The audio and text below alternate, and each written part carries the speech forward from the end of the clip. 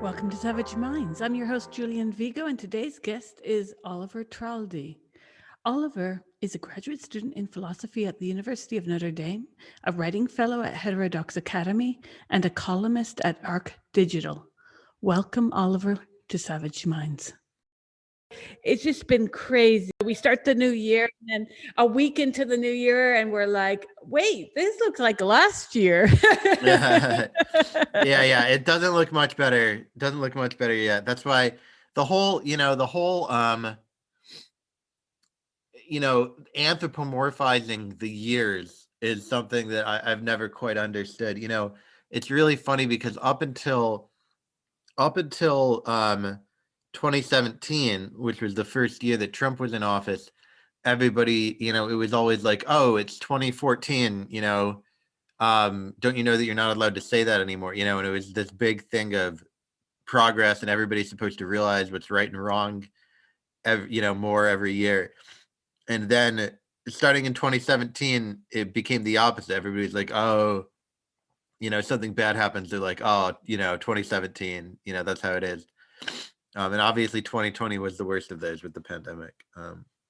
But I don't really, the whole years having personalities thing.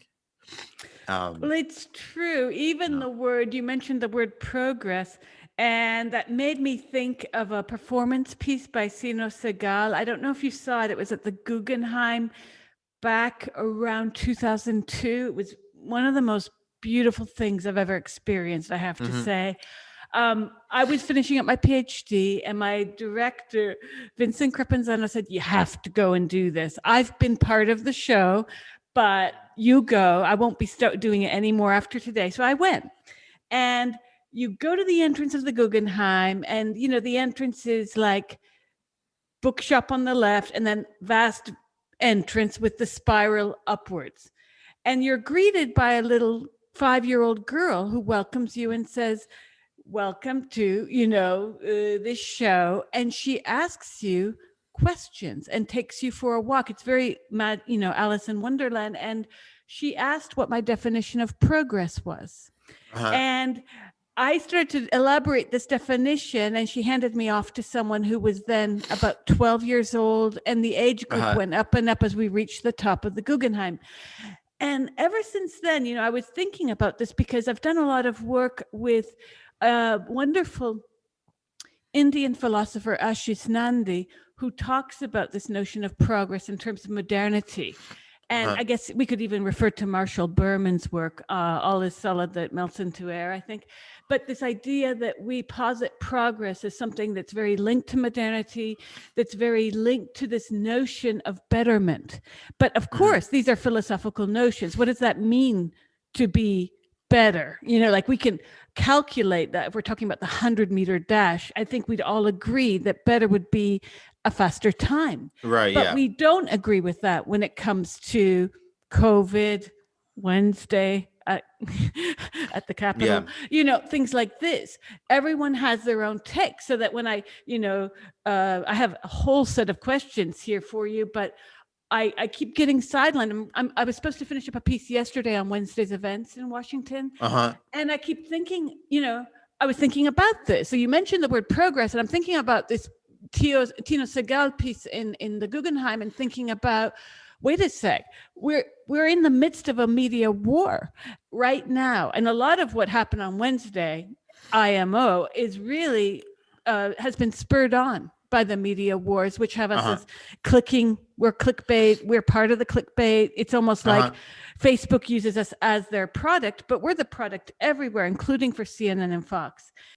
Yeah, and I think one of the most lasting pictures or sets of pictures that I think is going to kind of stick in people's minds from Wednesday, all of the pictures of people taking pictures of themselves, taking the selfies. If there's going to be a civil war, it's going to be the selfie civil war, right? Absolutely. People taking selfies of themselves, and they didn't know what else to do, right?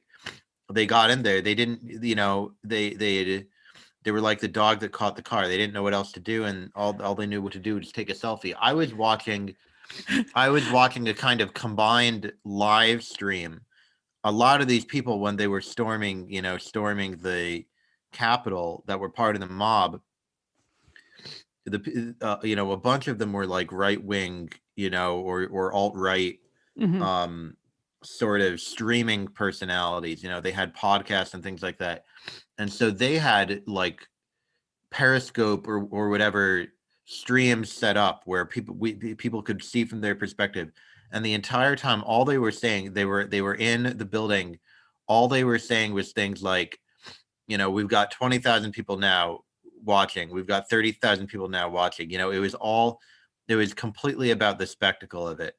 It was very strange to me because immediately when people were saying on my wall, huge debate still going on, FYI, about this is an insurrection, this is a coup. I'm like, uh, no, this is not a coup. These people got in there. Did you notice that they looked like they were looking for the museum guide? They had no Yeah, clue what they were doing. And again, what you said, I had told someone else, yes, that they were taking selfies. They were more interested in, look what I've done. And some of them are currently being fired from their jobs because of that. One moron wore his work badge. And, right.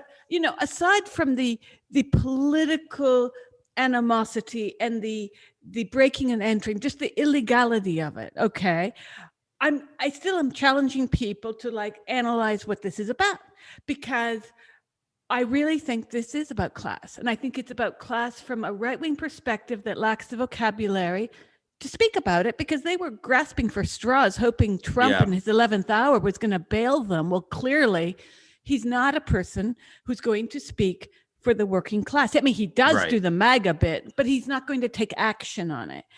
Oh yeah, yeah, yeah. He's obviously not any kind of, genuine working class hero or anything like that. It's completely posturing. Yeah. Yeah.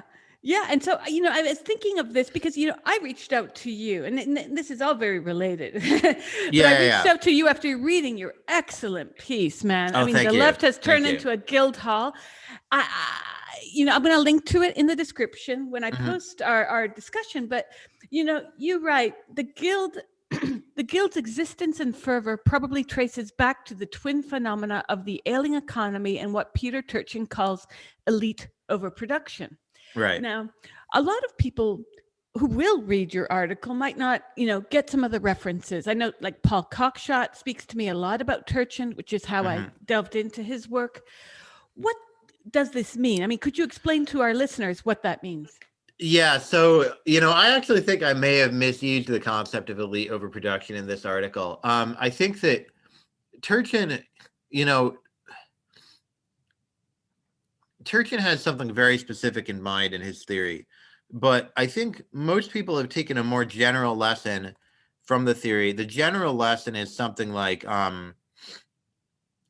we have more people going to college, we have more people uh, going to graduate school, going to professional school, law school and medical school, business school, things like that, uh, getting advanced degrees, more people in, looking for jobs that are kind of require an education, that take that involve reading and writing, dealing with complex ideas, um, as the nature of the job. Um, so yeah, so I don't know if I know in I don't know if I'm actually using it in a rigorous way in the article. Um, what I meant to be talking about was just the phenomenon of just the pure numbers of how many people um, are going to college now and to graduate schools now compared to even 20 or 30 years ago, um, and the sorts of, in the article I focused on kind of material effects. I think maybe even a little bit too much focus on that, but the sorts of incentives that provides people, and the sorts of ideology that it can inculcate. Um, the article was, I sort of wrote it all in one go. There was this, I think I talked about this at the beginning of the article. I saw it during the protests last summer, which obviously bear some similarities and also have some differences with what happened on Wednesday. Now, last summer, I saw this video from, I think, the New York BLM protest where somebody was yelling at a police officer saying, you don't have to go to school as long as I did to become a police officer. You don't have to go to school for a whole 4 years to be a police officer. You don't have to study history to be a police officer. I should have your job, Right, because right. I know about the history of policing as an institution or something. That's right. That's right. And you made the comparison to the person also making this very, or maybe it was a different person saying you have less education than a hairdresser. Yeah, exactly. You have less education than a hairdresser. Yeah. And it reminded me of, 10 years ago, a lot of my friends from college, I went to a small liberal arts college where very hard to get jobs anyway, but I graduated in 2008, right into the financial crash, right? And so a lot of my friends kind of, again, the twins of material incentives, which were not cool to acknowledge, plus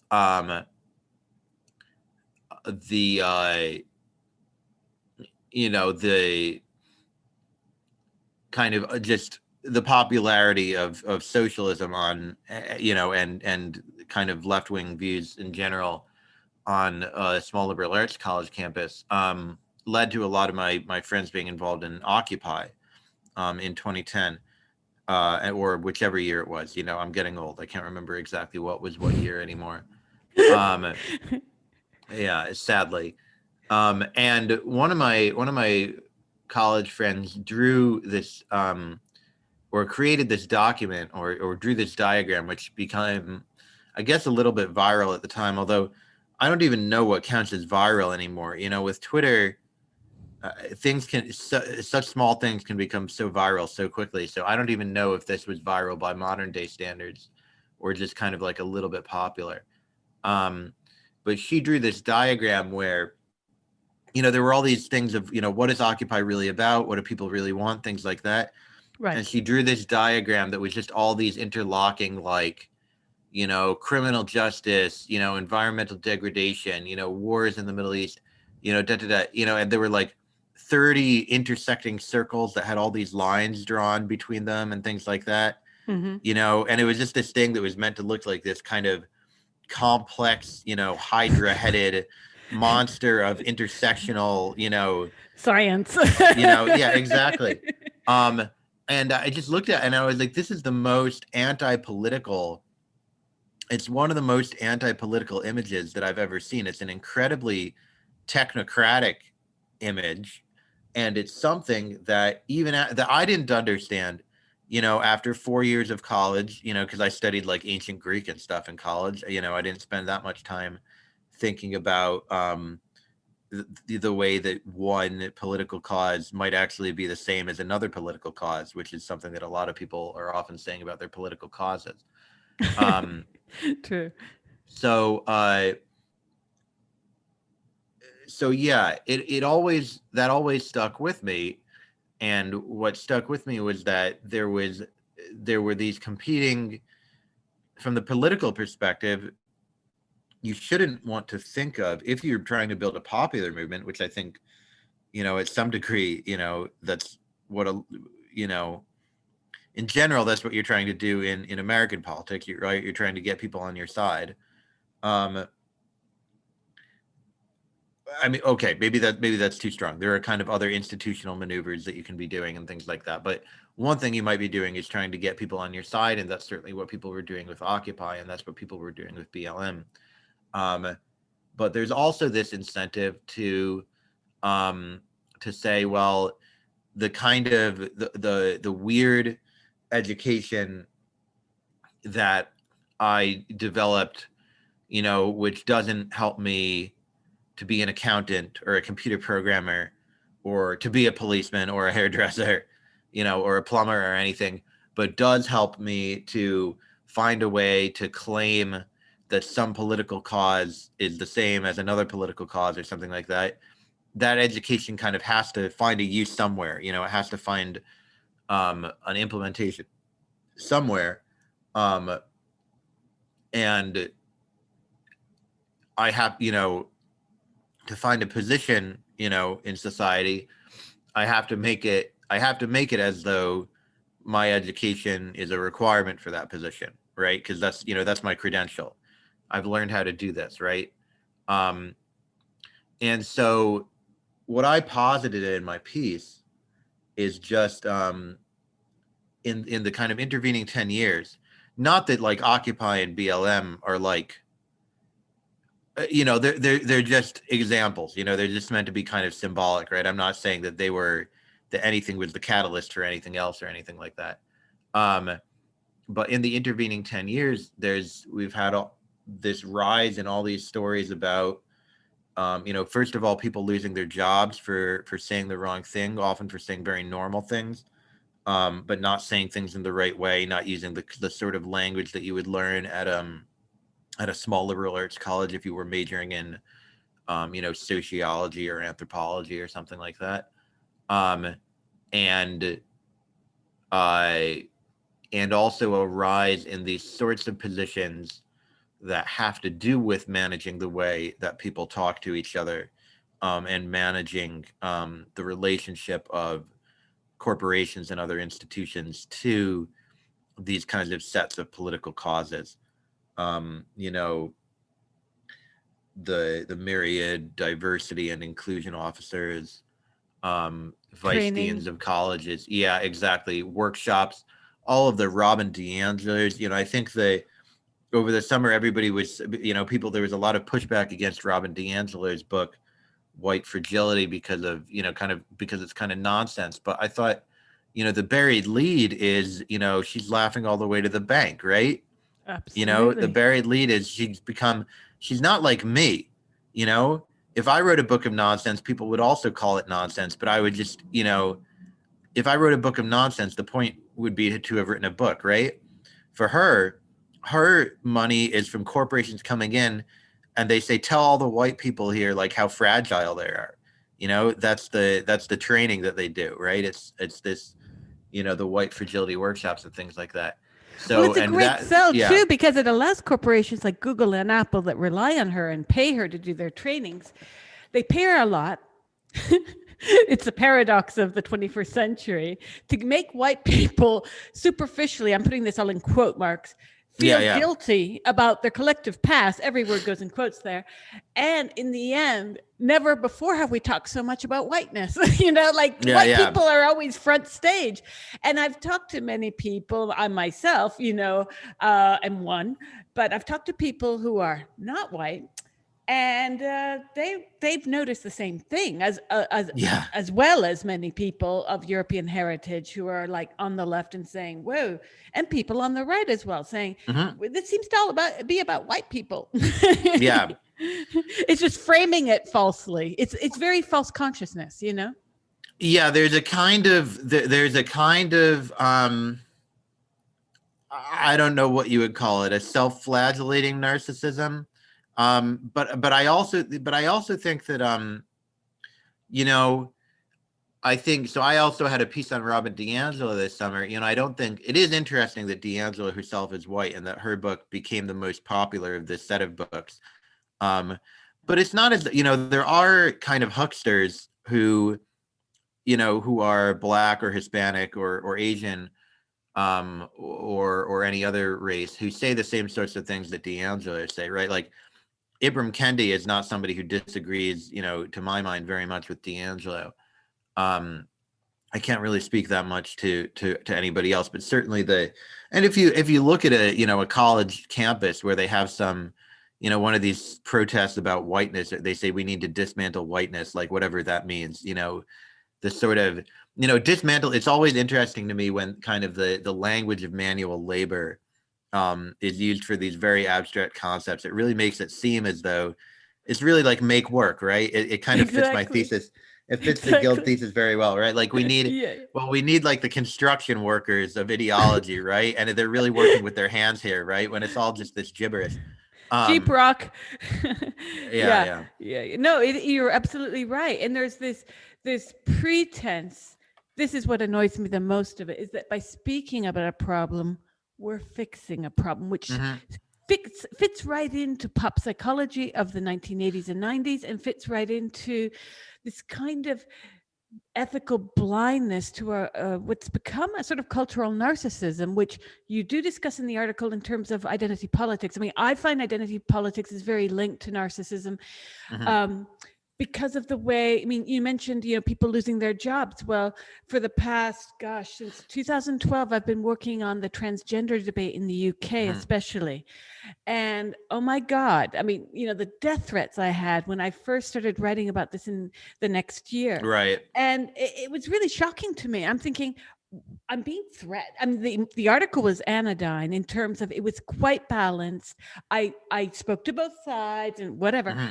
And I was really shocked by how vociferous this lobby was. And then, Yeah. worse than the lobby itself are the friends of the lobby, like the P flag. Remember them in the 1980s, with the late 80s, I think, when you'd see P flag, the parents of gay and lesbian kids or Oh, okay. people Yeah. in the gay pride floats in New York.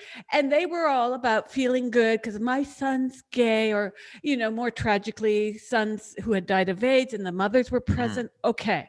But that became institutionalized within gay and lesbian organizations in the States and Hmm. internationally. And people began to dissolve that kind of gay mantra once AIDS became a curable disease in 1996 with Crixivan. And that's when identity politics sort of took off in the gay community, more so from the idea of everyone has a gender, which is Hmm. a debatable ideology here.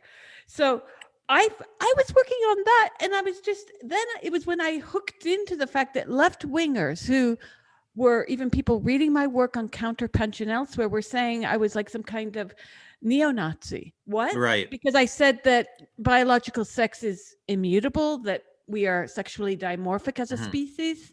I mean, hello. Yeah. It's not. It's not. It's funny to me because, and there's some people disagree with me on this, and some people agree with me on this, but it never struck me as immediately. It's funny because there are people on both sides who seem to think that there's this innate link between the identity politics and leftism in some way, right? There's, on the one hand, you have sort of like the Jordan Petersons, oh, this is like neo-Marxism or whatever, and on the other hand, you have all the progressives who, like you say, assert that you might be a neo-Nazi based on your view of the metaphysics of gender or whatever it may be. um and it just, I think that what I've been happy to see on the left, of course some people do this well and some people do this not well, but there's this growing group of people who are just saying, like, one way or another, this isn't the same. Whatever it is that's going on here is not the same as, a materialist analysis or a class struggle, or anything like that, right? It's not like an indelible part of a left-wing project. It might not even be political in the sense that they're interested in, right? It might just be another kind of project. Um, of course, I think there are different analyses of what it actually is, right? You might say, well, it's not a leftist project, but it's still a good right? Like, it's a good project. So somebody could just say it's not the same as leftism, but I still kind of think they're both good or something like that, which would be fine. But there's also, as you're saying, there's the more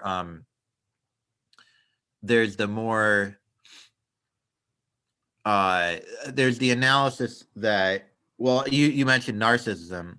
I'm assuming you might be a fan of Christopher Lasch and people like that. Um and I think that the Lash fans, being Christopher Lash has grown in popularity so much recently. The Red Scare girls love him, and a lot of people on the right are growing to love him as well. Because I think people think that the narcissism is just such, especially in the social media age, right? I think even a lot of people connect it to identity politics, but also to social media. I think in a lot of ways, even my life, compared to a normal life, from a few decades ago or something, um, could plausibly be called narcissistic. I mean, I, when I make a new recipe at home, I take a picture of it and I show it to 12,000 people on Twitter, right? And I watch adoring messages come in, right? And if somebody ever says something mean to me, I can just block them so that I don't ever have to hear it, right? If somebody says that food looks like it doesn't taste very good, I can just, never I can the site has a built-in function which is to reduce harassment, so I never have to hear anybody say that my food doesn't look delicious. Um, so I think even even a lot of lives that have nothing to do with kind of political trends that might relate in one way or another to narcissism, because of the nature of social media, because of the kind of Instagram age. um, and before we had the Instagram age, we had the thought catalog age. People writing all these personal essays about their own lives, and people thought, the main way to be political. This is I think this is an underrated little era in the internet. Um, Around maybe, I don't know what it would have been, maybe 2011 to 2016 or something like that.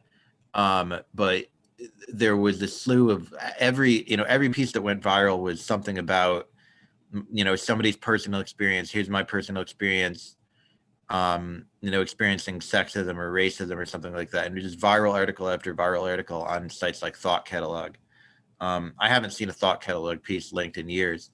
Go to CNN today, and there's an article that cracked me up, Naomi Campbell, about her Mhm. experiences of racism, which I don't doubt she's had.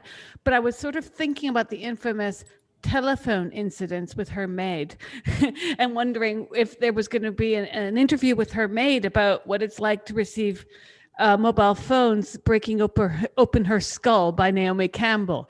You know what I mean? Like, we've Mhm. been so focused on this thing that I thought was done away with Darwin, race. And Mhm. we are getting it recycled. And hasn't it been successful, especially during lockdown, right? The recycling of race. Yeah, and of racial descent by the media, especially.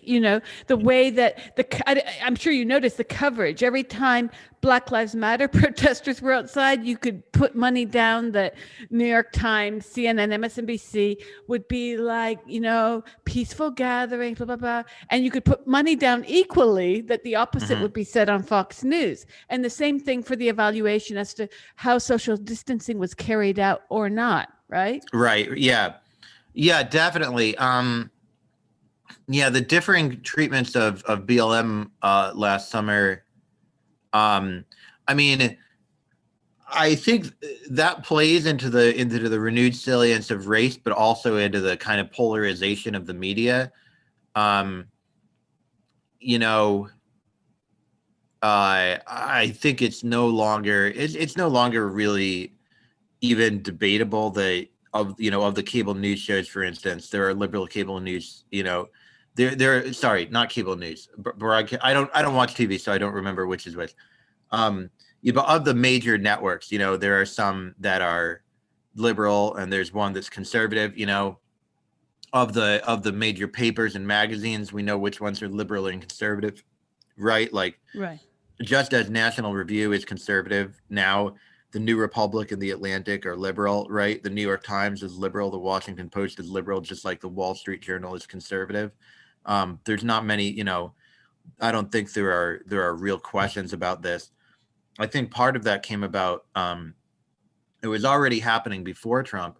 Part of it came about in response to Trump because, again, you had this growing group of people of my generation, of the millennial generation, who said, "How are what how are we found an opportunity to use what we learned in college, right? What we learned in college is to say, we're gonna critique this idea that's been institutionalized, and we're gonna associate it with a bunch of isms, right? So, Mhm. you know, if you're a journalist millennial who's taken all these classes in sociology or whatever, you're gonna be like, oh, the institution of objective reporting is actually, and then you do your kind of like, free association, you spin the wheel, right? Oh, objective reporting is actually white supremacy, right? Oh, I spun the wheel and I came up with like the way to associate one thing with another thing, right?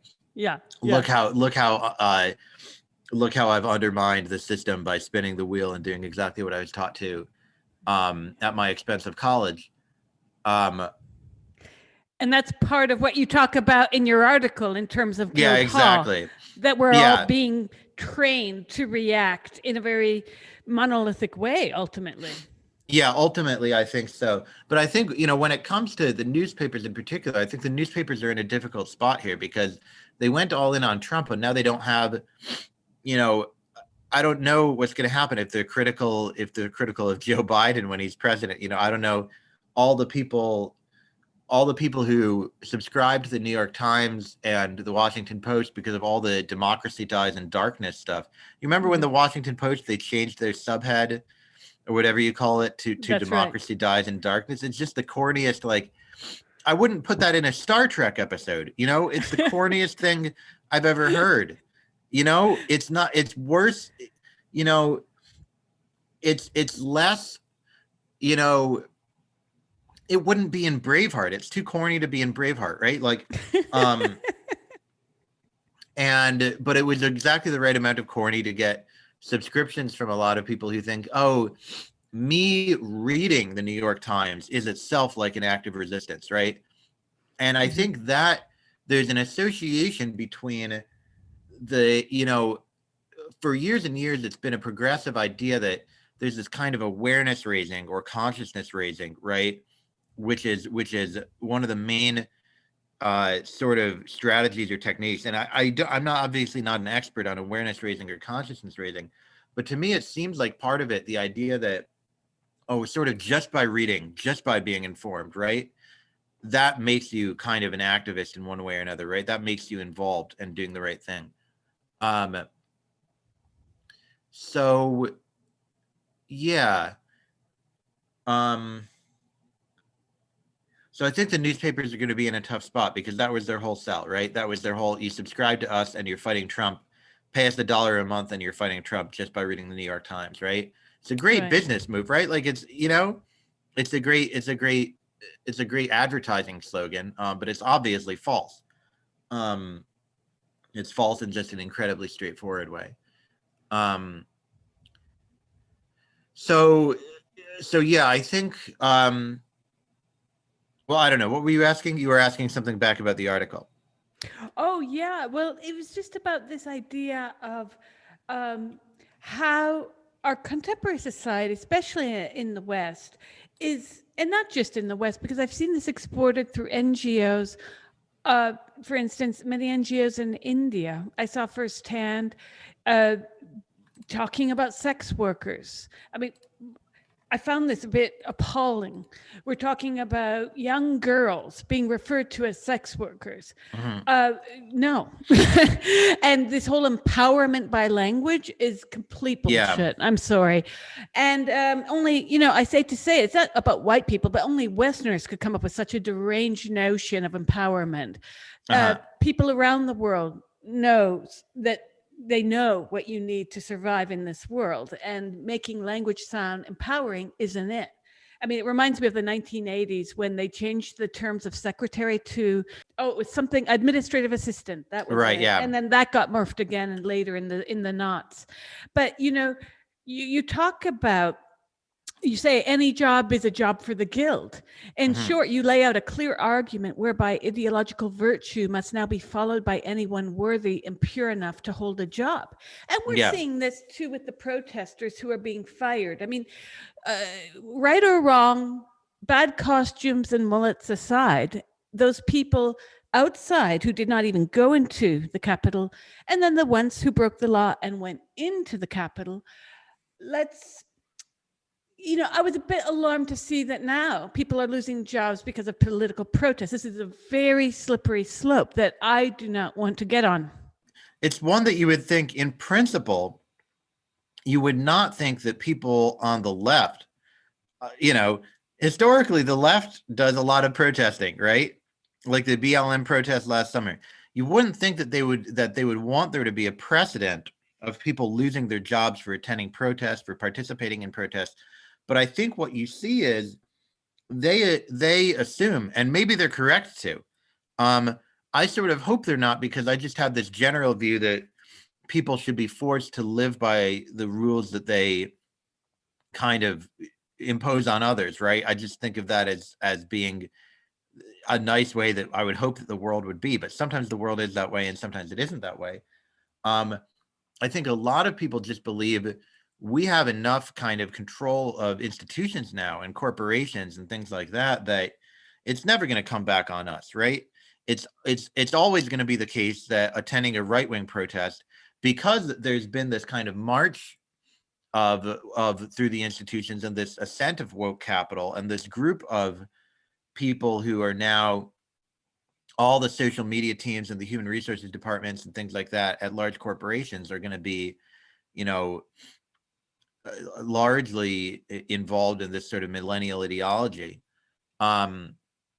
I think the assumption is, well, this president is never gonna kind of come back the other way, right? It's never gonna be that our causes are penalized in this way. It's never going to be that our political participation faces these consequences. It's always going to be somebody else's, because we're always, practically speaking, going to be the ones who decide what things like major corporations do and don't do, right? Um, you compare, I mean, I find it so funny, but maybe progressives are right. Like maybe woke capital is the right way to do things, politically. I found it so funny looking at, first of all, last summer, all the corporations that said, like, Chevron stands with Black Lives Matter or whatever. It's Chevron. You're like, come on, give me a break. But then you had the same thing, Chevron is against the protests in DC, all the companies putting out statements on Wednesday about something that has nothing to do with their product. It has nothing to do with their purview. And one of my friends, I don't know if you know the Steakums Twitter account. I don't even know what kind of product it is. It's some kind of beef product. But it's become very popular because I have a Twitter friend who does the tweets for them, and sometimes under the Steakums account, he just kind of tweets like a normal person and just says what's on his mind and stuff like that. So it's this very jarring, corporate account that sounds very much like a normal person, but sometimes tweets about steak products.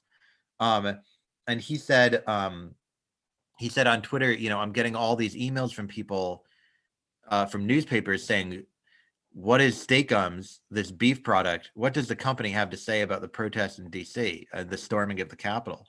And I think his idea was like, why would I have anything to say about this as Steakums? Why would it be? So I suggested that he should email back. There are right ways and wrong ways to beef. Because beef, means to have a problem with something, right? Yeah. But I think it's so funny that this has become institutionalized, and that corporations have become progressive politically. And this fits with the kind of distraction theory, right? Mm-hmm. There's a theory of what's going on right now with identity politics and with what you called narcissism and things like that. It's not a new theory, right? This theory goes back decades and decades, to the 1960s, if not earlier, and the New Left of the 60s. There's this theory. This stuff is just, all the young people who might be, in the right place to overturn the capitalist system or whatever. Well, what are, when they could be encountering the class struggle, what are they encountering instead? Oh, they're encountering, a guide to, the 50 genders or something, right? And that's what somebody's telling them is political, and that's what they're taking to be political. And so they're involving themselves in, months-long processes of introspection about what their gender is, and posting on social media about how nobody can say that they have this gender or that gender, because they've taken that to be the struggle of their times, and the view is that's really just, nothing could make a corporation happier. Of course, corporations aren't, the sorts of things that are happy or unhappy, for better or for worse. Um, but nothing could make, the people behind the scenes happier, um, than thinking about which of the 50 genders they have today, rather than class struggle, or whatever the other issue is, environmental degradation, or you know uh the camps in China, take your pick, right? All the things that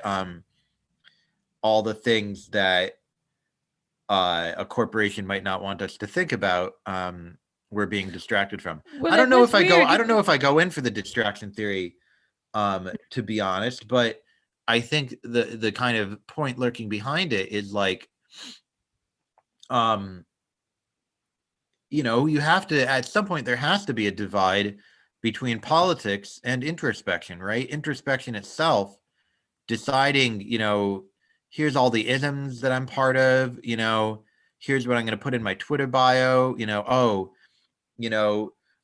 of the Twitter, whenever I get attacked by a lot of people on Twitter, it's always you know, and it's not just, I don't want to be one of the people who's like, don't put pronouns in your bio. You can put pronouns in your bio if you want, but it's like there's 6 things, right? It's like a political slogan, another political slogan, the pronouns, a bunch of little flags about, what your identity is and things like that.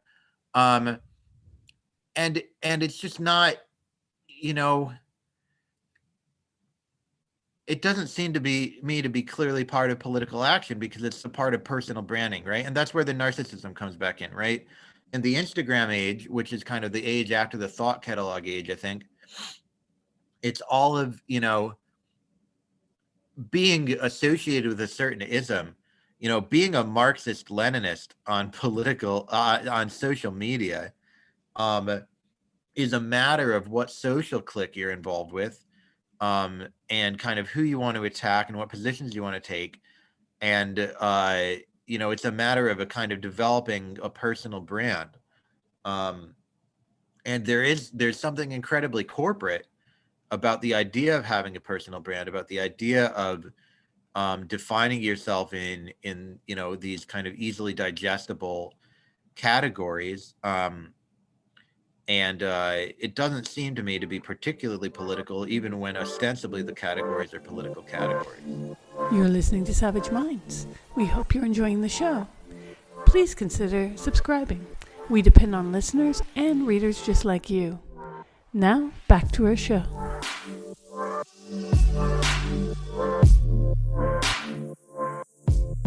We're seeing color culture get into this snowball effect.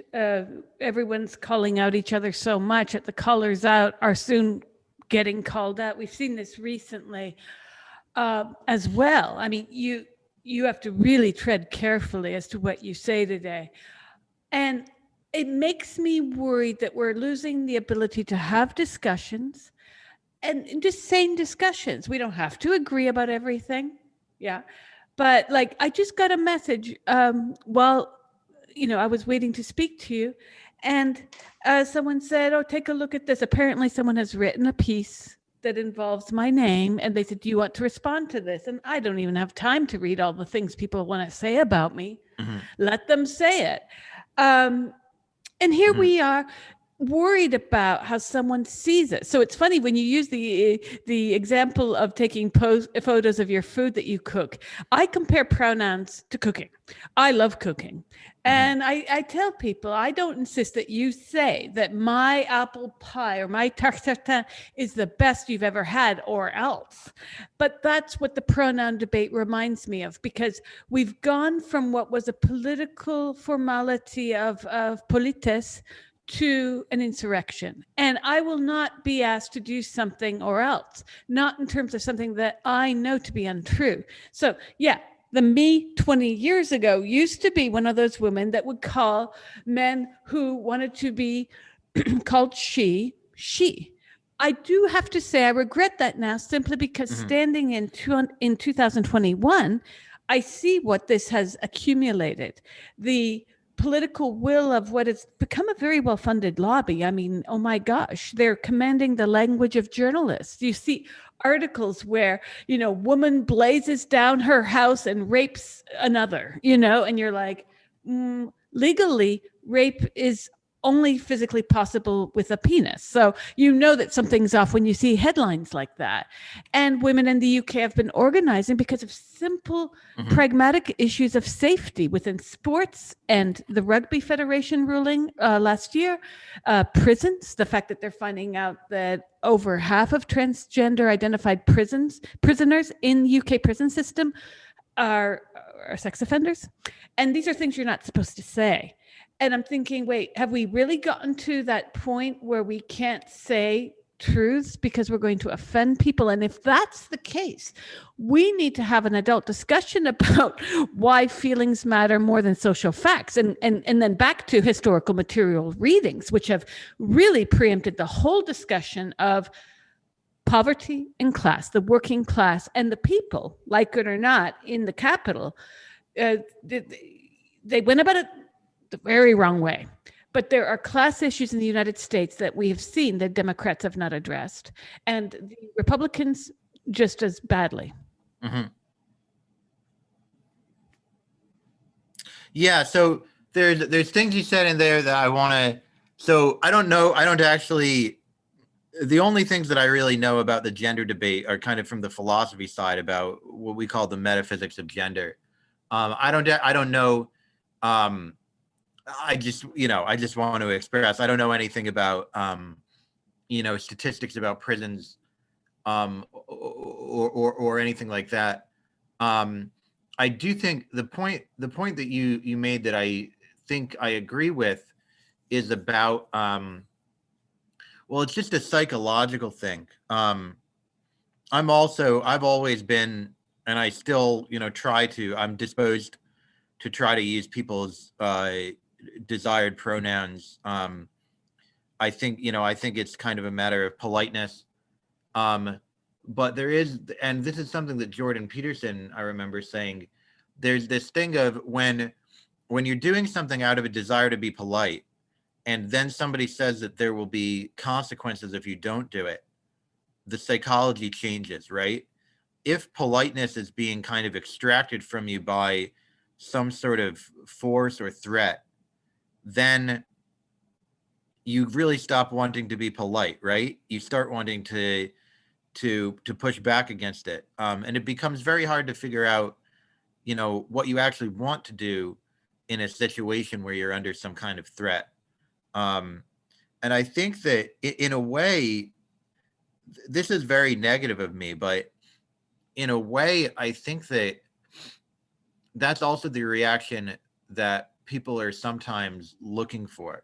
That people who are trying to manage and, I guess police is the current term, who are trying to sort of, surveil the way that other people talk and bring consequences to them for it, are always looking to goad others into being offenders, right? They're always looking for ways to kind of prod people um, into saying something that they can get them into trouble for, right? Um, uh, which by the way, in my experience, is not. I'm one of these people. My view on the gender debacles is like, I know quite a few trans people, and my view is that it's not like this sort of sentiment is not the mainstream of the trans people I know, right? Most of the trans people I know are just very much kind of trying to quietly pass and, don't want attention drawn to them being trans. Well, I hear you. I mean, I've known many people who are self-identified transgender people, and I'm all about do what you want, be who you Yeah. want. But I'm a leftist, and I do believe in a historical reading of material reality, in the sense of if you tell me you're poor, you can't pay your rent, and my response is, Hey, Oliver, just ideas having Buckingham Palace. I give it to you, in fact. You would think I'm insane. It would be quite insulting. And Hmm. what happened to me is, well, I taught queer theory at NYU and the University of Montreal. So I am guilty in everything I'm about to tell you because Hmm. within academia, when I got my PhD and I got job offers, even before I got my PhD, I was asked to teach queer theory at Hunter and Hmm. in Hunter College.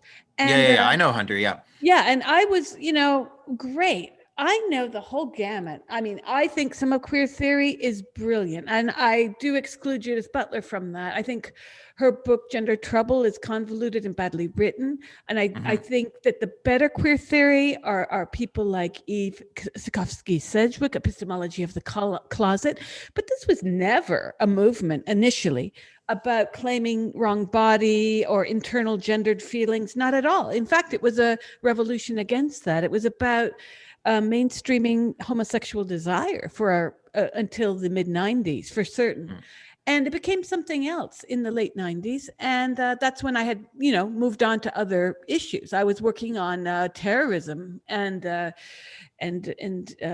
transpossession in Morocco and the Middle East and so forth. So I was in another vector. But when in 2012, I was living in London and I was told about what was going on with trans politics, and I was told some stories that Hmm. left me thinking that this one woman telling me the stories was insane. I mean, I literally thought, oh, she's just, I'm just being honest here. I thought, oh, she just hates men. And she's a lesbian. And I Hmm. just thought she's a little nuts. She was also drunk.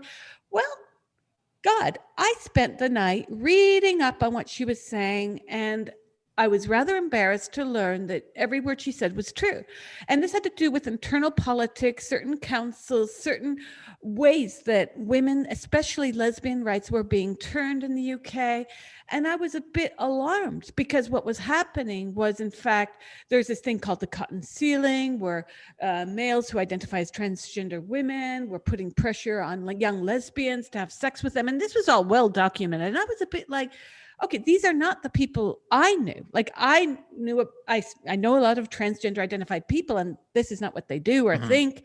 But there was a shift, and I thought it would be a bit, pig-headed of me to not acknowledge this shift, even though it was something that I had been detached from because I've also been living outside of the West for many years. Hmm. And this kind of detachment from historical material readings of the body and of history disturbed me because how can women have rights if they're not allowed to say the word woman? I mean, Jordan Peterson addresses this in an inverse way, but I mean, he talks about pressure, a fiat to reproduce political narratives, to Yeah, use he talks pronouns. about forced speech. Yeah, Yeah, and or and compelled and women, speech. yeah, and women have been prone to compelled speech for much of our, existence historically. I mean, as a group, and I could see where feminists were getting upset, and I started to interview Hmm. feminists at the end of 2012, and then oh my God, there was this huge thing that happened in January of 2013 in the UK with two journalists, Suzanne Moore and Julie Birchill. When that happened, and there was not one single UK professor speaking out, I grew deeply upset. And that's when I started working full time on this article that came out 6 months later. But that's when I knew something was really wrong. And that's this politesse that exists in British society too. Well, I use the pronouns because, and I was like, well, that's what I did. But here we are. It's one person and another. Next thing you know, it's a wave of people using the Hmm. pronouns. And then the people who are getting these pronouns, just like Eddie Izzard the other day, broke down into tears when a woman on, BBC something, I forgot which one, said to him, and I don't, as you can tell now, but said, Yeah, "Oh, I still sister." do. Just for listeners, anybody listening, I still use Yeah, pronouns. Just anybody yeah, listening. yeah, yeah. And if they want to send you hate mail, it's whitehouse.gov or whatever. I'm joking, but the thing is I won't, as a political rebellion against this, not because I wish trans-identified anyone ill, no, but I think we need to stop uh, pathologizing a social condition. That worries me. And it worries me as a woman because I have had to deal with this kind of, but you want to naturally and you should naturally. And why aren't you doing this naturally my whole life, as most females have? And men and boys also, to a different and lesser degree, and sometimes to a more degree in terms of vestiture. You guys are allowed to wear much less diversity than I can tell you, when I was living in New York City, I didn't even wear quote unquote women's clothes. I was wearing suits, and I have a freedom of dress that you won't have without raising a lot of eyebrows and perhaps physical violence. And this was a mainstay of the men's rights movement back in the 90s, that women could wear men's clothes, but that men couldn't wear women's clothes. Yeah. It was a really interesting. It's funny if you go back, because there's sort of there are some like debates about these things that you can find online. The current culture wars, they all have, in the 80s and 90s, they were all kind of already, you kind of see the beginnings of them. And in a lot of the same people are involved in various ways, sometimes on different sides. But yeah, this was the early men's rights. There was a kind of televised debate on some sort of woman's show in the 90s that I love. It was between a male feminist, a men's rights activist, and a pickup artist. So it's kind of like this triangle of people who all hate each other. Right. And the men's rights activist came in wearing a dress because he wanted to say to the female audience, like, you're going to mock me for wearing a dress, but you advocate for for women being able to wear suits, and do stereotypically masculine things, but you're still going to mock me. And that shows that men are kind of more restricted in their self-expression, more restricted to the gender roles than women actually are. True. I think the thing that I wanted to say that came out of what you were saying is, so you're one of the things you said, and I find this really interesting because it connects to the relationship that politics has to history, which I think is a very complex one that I don't know if anybody has articulated in the right way yet. You said something that I think of as, in a way, the beginnings of conservatism, which I also have felt in myself to a degree. Despite, I only vote for Democrats, I support liberal policies. But what you said, it's less of a view about politics and more of a view about history, where you said, I did all these things 20 years ago, and they were the right things to do 20 years ago, but they sort of feel wrong because of what they turned into, right? Well, this is a very... it was that plus this, I should add, that I did it completely ignorant of the fact that if I'm one person doing it, I'm not alone perhaps doing this. It's not that I've grown up or anything like that. No, I mean, I think I was really naive about what this means. Now, look, if you're going to make a really good meal and you've invited me and it's my first trip to your house and the meal sort of is mediocre, I'm not going to outright tell you the truth. I'm not going to outright lie. I mean, maybe I would. I don't know. I might say, oh, this is delicious. And it's not. I don't know. But there's a very big difference between that kind of one instant, spontaneous politesse out of a lie than my having to, I'm a lesbian. Do I have to repeat trans women are women and you're a lesbian to a man who to me is a man? And then when I say this, I find myself wanting to make all these footnotes because we've been speaking about science the past 5-10 years in terms of, but I believe that science is not a belief system in terms of human sexual dimorphism. And so when I really clicked into what the lesbian feminists were telling me back in 2013 and 12, I really found that this movement turned out to be much more homophobic than I ever dreamed. In fact, naively, within gay rights movements within New York City, where the T was being slowly added, I thought at the time, I was much younger, that this was progressive. And it's simply not. I mean, this is the problem, is that what looks conservative is often not, and what looks progressive is often conservative. And I think I was one of the many people in the gay and lesbian community who thought saying she was the progressive thing to do. But in fact, I think this is the more conservative thing to do. I think there's nothing more conservative than my saying, Oliver, you made a strudel. I'm going to call you she because only women cook. I mean, which of course is an outdated nonsense. Yeah, there is a kind of essentialism. I agree with you that there's a kind of essentialism. You know, people say, oh, you know, it's very quick. And I've heard a lot of these concerns from lesbian feminists about kind of in both directions, right? Mm-hmm. The one concern that I don't hear much anymore is about what do they call it? Like lesbian erasure, right? There's this worry that a girl who's 14 or 15 and realizes she's attracted to other girls and maybe is a bit of a tomboy, a little bit butch or whatever, you know, I don't know, I don't know terminology for these things, right? But, you know, but maybe isn't a very girly girl, right? Isn't very stereotypically feminine. Right. The lesbian erasure worry is, you know, in the current environment, maybe she's just going to think, this means that I have to transition, right? Mm-hmm. This means that because we have a more essentialist view of gender than we had maybe a few decades ago, this means that I actually am a man, because I'm not kind of a stereotypical woman. I don't know, you know, I don't know how, you know, I don't know statistics on these things. I don't know how many people this happens to. I think if it happens to, you know, to anybody, it's certainly bad for that person. And these things have to be balanced. I think, you know, one thing that's difficult in these debates is,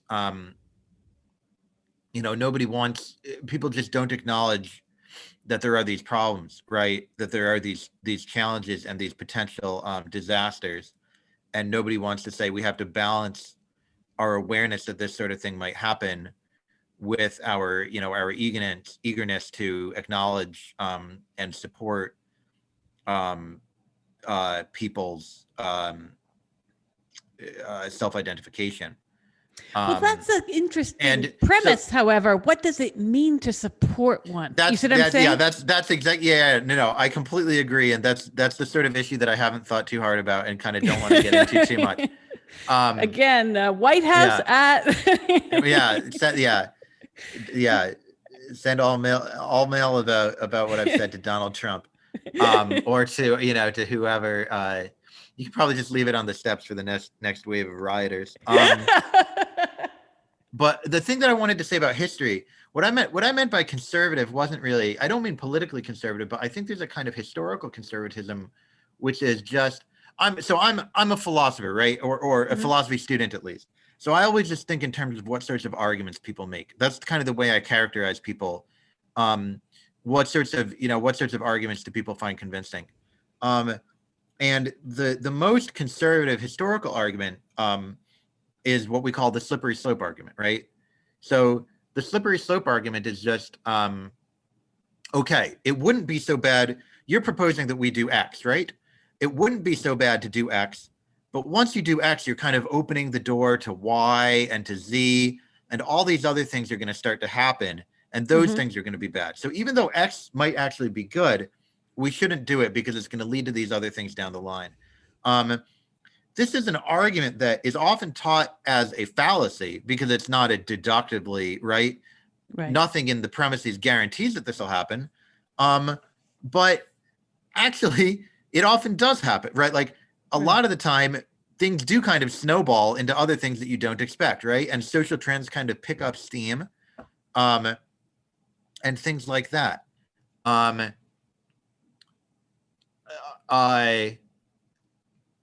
And so when I said conservative, what I really meant was kind of the use of a slippery slope argument, which is kind of, you're saying we kind of start out with a politeness, right? A politesse, you call it. Yes. We start out with this kind of just having good manners, right? And not trying to offend specific people.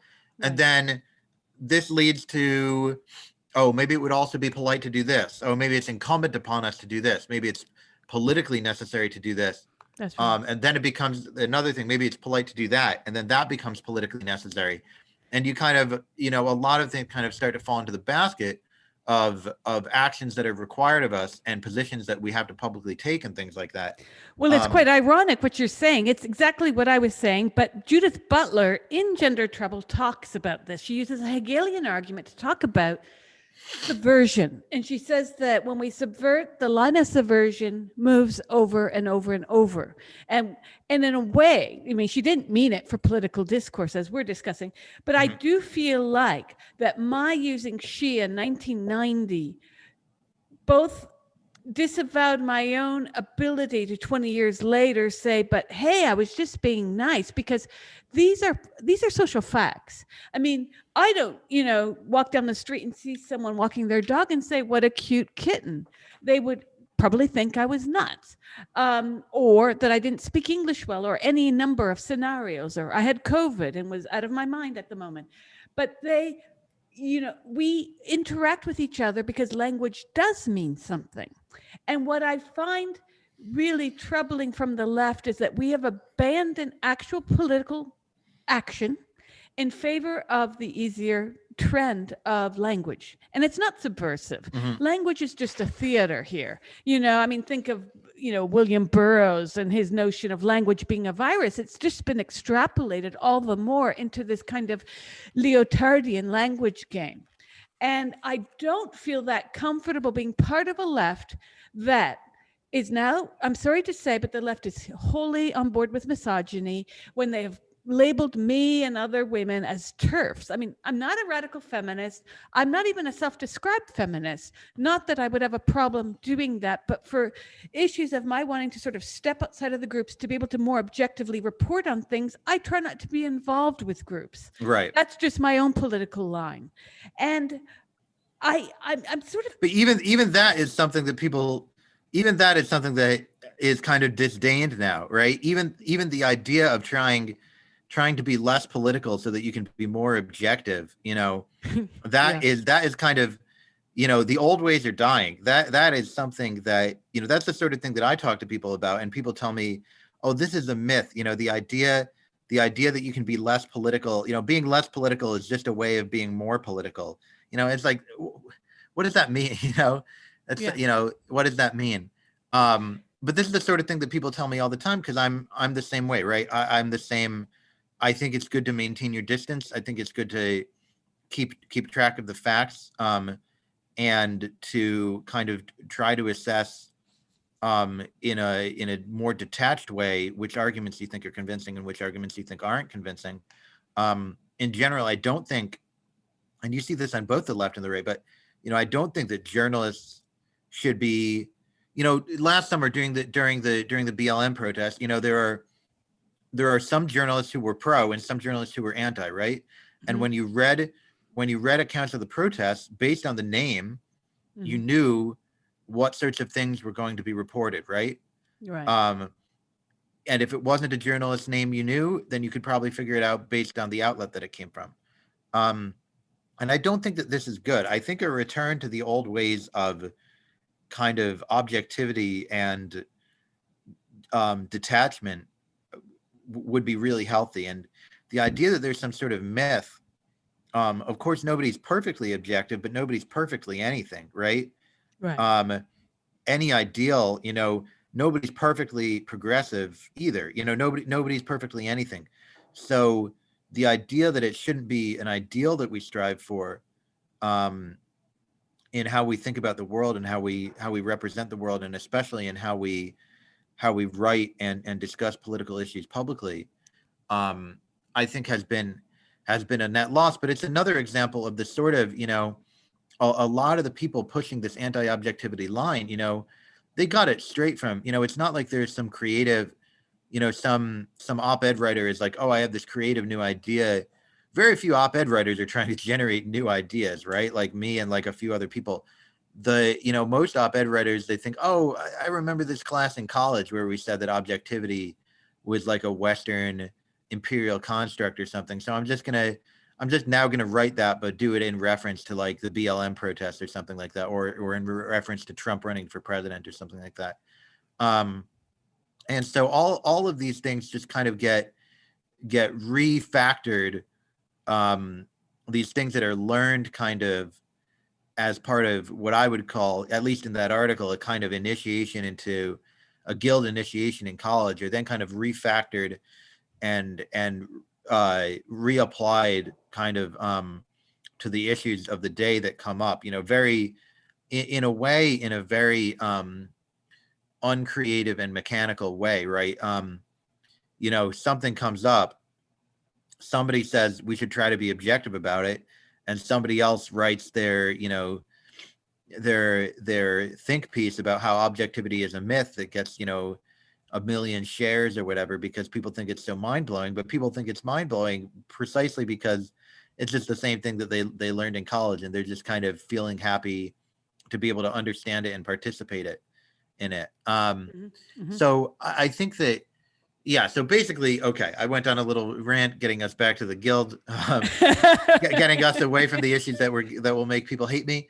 But I think that the idea that objectivity is a myth, I think, has an interesting association with what you're calling, the move away from material politics, and the move away from kind of material realities of politics, which used to be the mainstay of the left.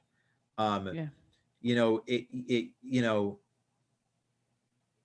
Over 100, like Lenin in the early 1900s wrote a book about the philosophy of science. I don't know if it was a very good book, but actually some of its arguments have been repurposed by modern day philosophers of science, who are kind of realists about kind of the external world and about science's ability to determine it. And it's always been opposition to kind of idealist, I mean that in the philosophical sense, right? Like opposition to sort of abstract ideas move history. Ideas have consequences. Ideas have consequences is a traditionalist view. It's a conservative traditionalist view about. It's the title of a book about how medieval Occam, of Occam's razor, William of Occam, caused all the ills of modern society, right? That's a kind of conservative view of the history of ideas, and the leftist view is the Marxian view, right? Allegedly, but I Yeah, ain't allegedly, but but yeah, it's very, yeah, it's become very, and in a way, when I was writing that, because I'm not really at heart a Marxian. I don't think of myself as being doctrinaire in any way, and I'm certainly not politically involved. Nobody could accuse me of having any political virtue whatsoever on any side. I don't help anybody. I just kind of write my stuff and hope that people like it. But part of the reason that I wrote what I wrote over the summer was just that for years I've been staring at what I view as this immense gap, right? This immense gap on the left to articulate. And it's not wholly, there are people in it, like Adolf Reed is somebody in it, right? I was just going But to mention him to you and what he was dealing with over his being pretty much, I mean, not officially blacklisted, but he was kicked out earlier last year from the Philadelphia and New York from the DSA, right? Exactly. All because he pointed to something that is alarming to me. There is a rise of racism within the left. I'm sorry. I call race essentialism racism, and I'm using a definition that has been given to us by the wonderful Anthony Appia. He talks about this in his book, In My Father's House, which I love recommend him. everyone to. Yeah, me too. Oh, Great philosopher. Wonderful. He is. Great philosopher. Exactly. And that book really impressed me. I taught that a lot too.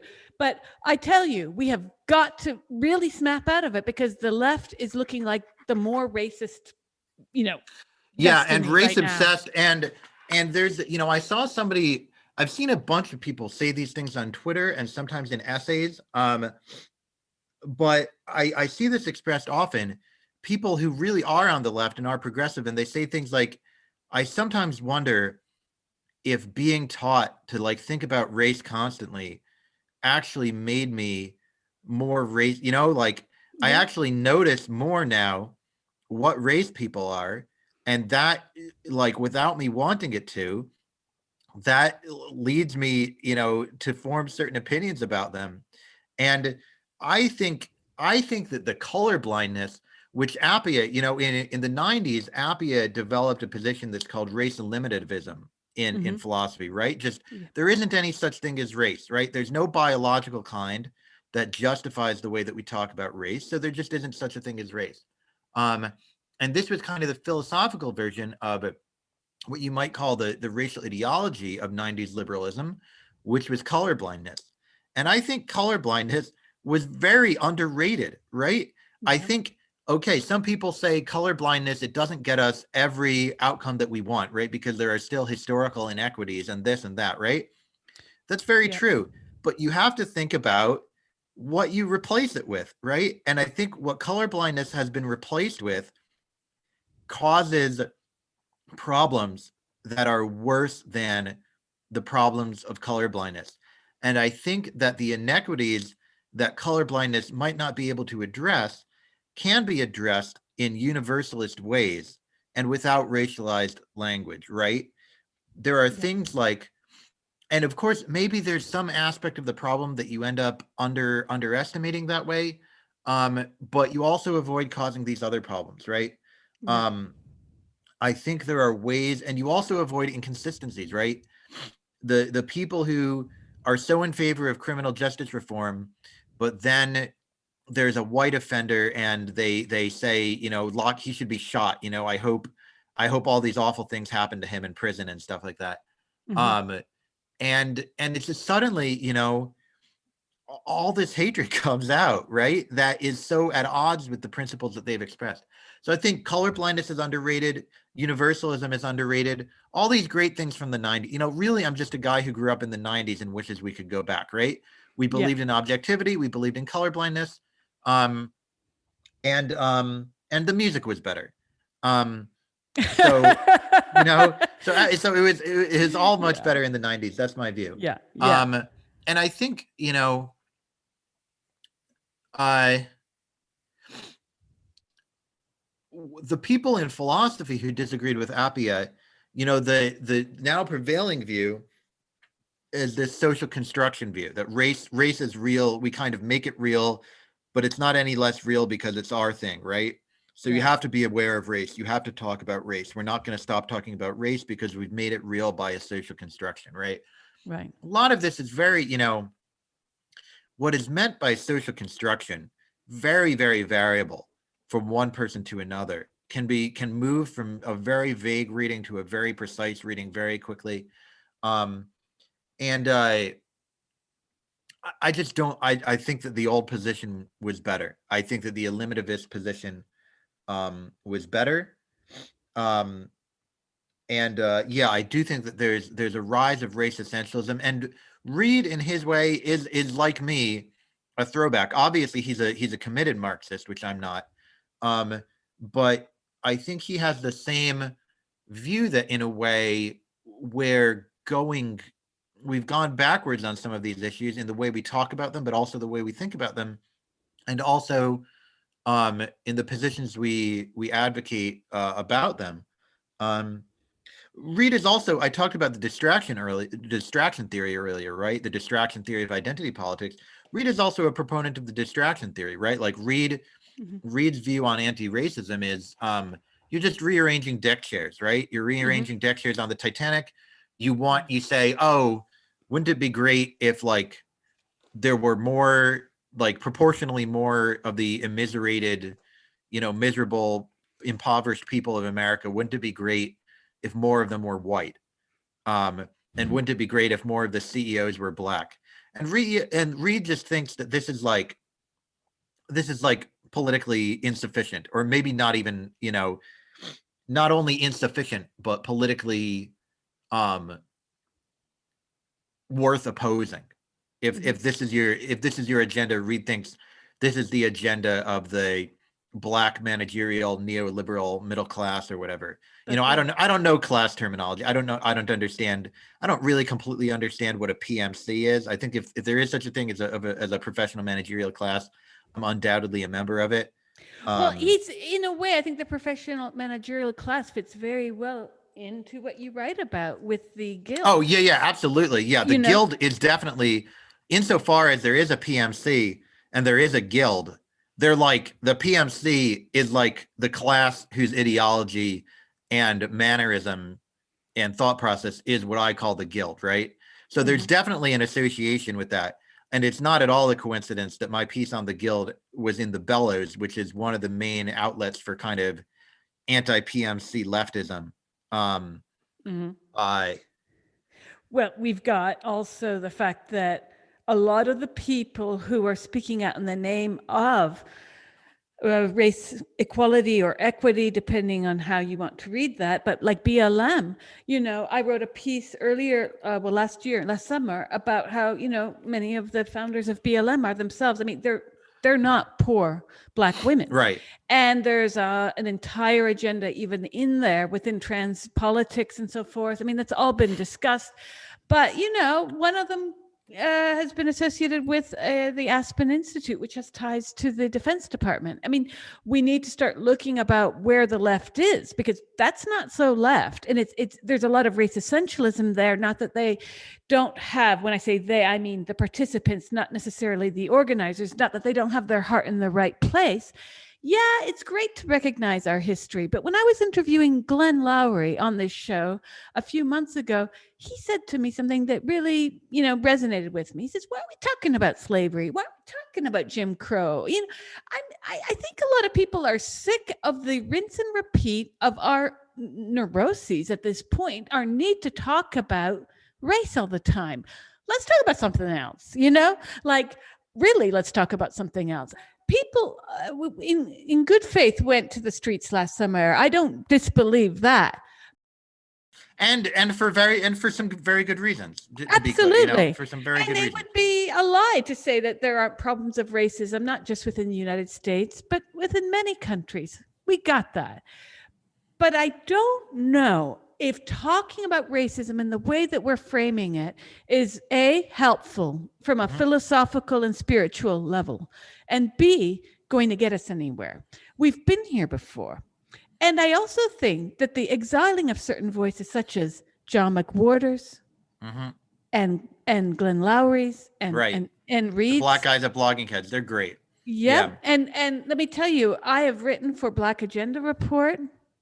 I'm here to tell you that I have stopped writing for them because the editor wrote me a piece. When I wrote an article last year, I invoked the name of one of the above mentioned people, and I was told that I have assholes for friends. And why are you talking about? He's right wing or whatever. And I'm thinking, So now there's a prescriptive way that I can write about people of color for the Black Agenda Report. And I was really offended by this. And I frankly found it racist. And I cut ties. And I really like understandably, them. They are great. There's some, even the person who wrote me this, I really like him. But I found the comment offensive. I found the stonewalling me to discuss, like, never happened. And then, I just thought, this isn't the road I want to be on. I actually have probably a lot of discussions to have in disagreement with, Lowry and McWhorter about things that, I can't even pull it out of the hat right now. But so what? I am sort of over, and in a way, this is a mea culpa for my younger self as well, that this notion that we can't have a discussion unless it begins with, Oliver, you're such a fascist. Right. Why did you use Helvetica font? Or, a more serious note. I think we need to argue in good faith and understand that, yes, there are assholes out there, but a lot of people, including people that we have previously branded as fascists, neo-Nazis, TERFs, what have you, that we really need to start listening to people. I think the one of the greatest ills of social media, it's made everyone babbleheads and we blah, blah, blah, blah, blah, blah, blah. And I think, but the listening part needs to kick in at some point, Yeah, I completely agree. And, the experience you relayed sounds awful. And I think that there's this very strange, well, it kind of goes part and parcel, because I've had the same thing. I've had you know, back when, so I had a period 2015, 2016 before I started writing publicly, but when I was kind of expressing these things to friends and on Facebook, like within my group and things like that, and private conversations or at parties and things like that. Um, and I was a bit, a lot of my friends just, left me, for my friends from the small liberal arts college and even some friends from high school. Um, you know, just, all you've become problematic. You have all these strange views now.